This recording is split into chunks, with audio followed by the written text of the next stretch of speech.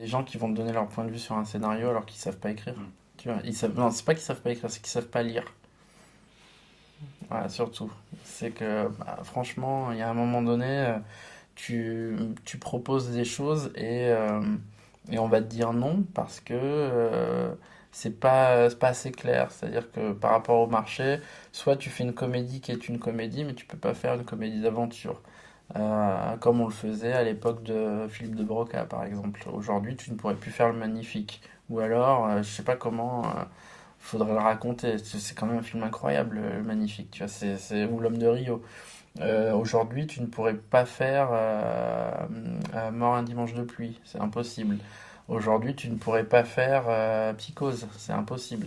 Tu dis, ouais, bon, alors, je sais pas, tu changes de Janet Leigh, imagine c'est Angelina Jolie qui fait Janet Leigh, et tu dis, bon, bah, on la bute dans une douche à 40 minutes du film.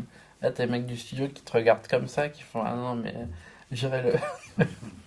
Et non, c'est impossible. C'est vraiment ton salut, tu le trouves dans la série télé en fait. C'est-à-dire, tu peux avoir de l'audace à la télévision, ce qui est complètement paradoxal, ce qui il y a 15 ans c'était impossible. C'est-à-dire que tu avais l'audace au cinéma, et encore ça commençait à se tasser.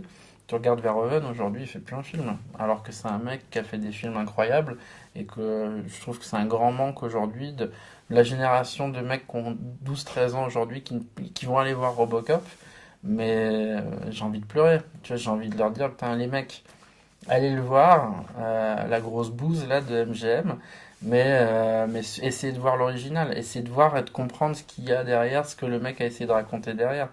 Ne vous arrêtez pas à ça, tu vois, ne vous arrêtez pas au remake de The Fog, ne vous arrêtez pas au remake de The Thing. C'est-à-dire qu'on a une génération d'ados qui vont être nourris à de l'ersatz de films cultes en fait. C'est-à-dire qu'ils vont faire leurs fondamentaux vont se baser là-dessus, ce qui est une catastrophe. Parce qu'en fait, ça va donner les metteurs en scène de demain, certainement, qui vont, et j'espère qu'ils vont aller chercher dans l'histoire du cinéma les originaux de ces films-là pour reformater leurs fondamentaux, pour rebooter en fait ce qu'on est en train de leur inculquer, parce que quand tu es jeune, tu avales tout ce qu'on te donne et c'est comme ça que tu te sculptes une personnalité, que tu sculptes ta culture. Et aujourd'hui, on est dans la culture je regarde une série télé en regardant Énergie 12 et c'est pas possible. Je trouve que c'est dramatique en fait.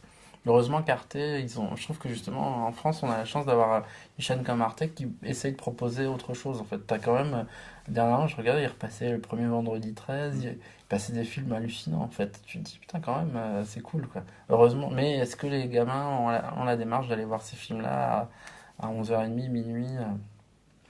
C'est ça qui fait un peu peur en fait.